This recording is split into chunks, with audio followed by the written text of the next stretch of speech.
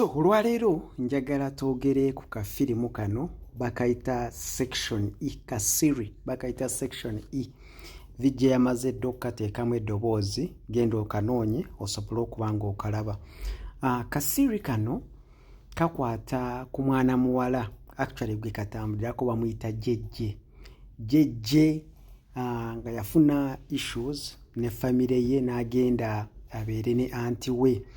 Wagenda okubeera ne anti we bamuteeka mu ssomero lya bbeeyi, naye ng'eri essomero lirinanga bw'ogamba nti detention room nga bagiyita section E. Mu masomero g'abagagga oba mu international schools wabeerayo kye bayita detention, nti abaana bakola effujjo balina gye babasindika okuba nga babapanishinga. Naye mu lino essomero it is like bw'ogendayo tovaayo. It's a whole entire class gye bayita section E. So the series is actually built based on that section E. Genda onoonye series eno ogirabe. It is very interesting. Mweno section E bano abalenzi abaliyo baagobayo abo baalemesa abawala bonna okubeerayo, teri muwala aliyo okuggyako kati basindiseyo no kano akawala bakayita jjejje. Kano akawala katuuka eyo, of course kalina effujjo lyako nga omanyi amasomero g'omu byalo, kati nako katuukayo kasangayo ab'effujjo. Baagala okukaleetako effujjo, kabagamba baagala okukalemesa okusomera actually mu section eno nga bwe bazze bakikola, kagamba no, nina okusomera mu section eno.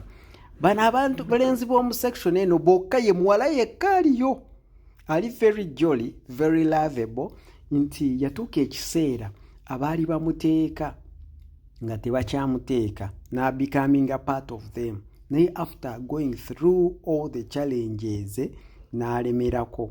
So bingi nga bamubbira emmere, waleeta emmere okuva ewaka bagibba, tebabakkiriza genda mu kantiini. A lot of things, hardships zeyayitamu okufitingamu eno group.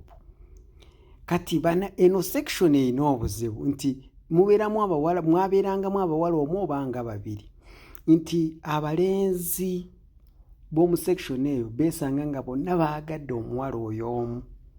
Kati mu kwagala oyo omuwala omu n'abali ab'omu sections endala nabo bobeerayo ababa bamwagala. Competition is high ku muwala ono, demand ebeera nnyingi ng'ate supply eri low.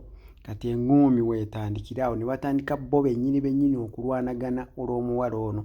Kyekyaviirako abantu b'omu section eno obutaagala muwala kubeera mu section eno kuba waalingayo abalenzi bokka.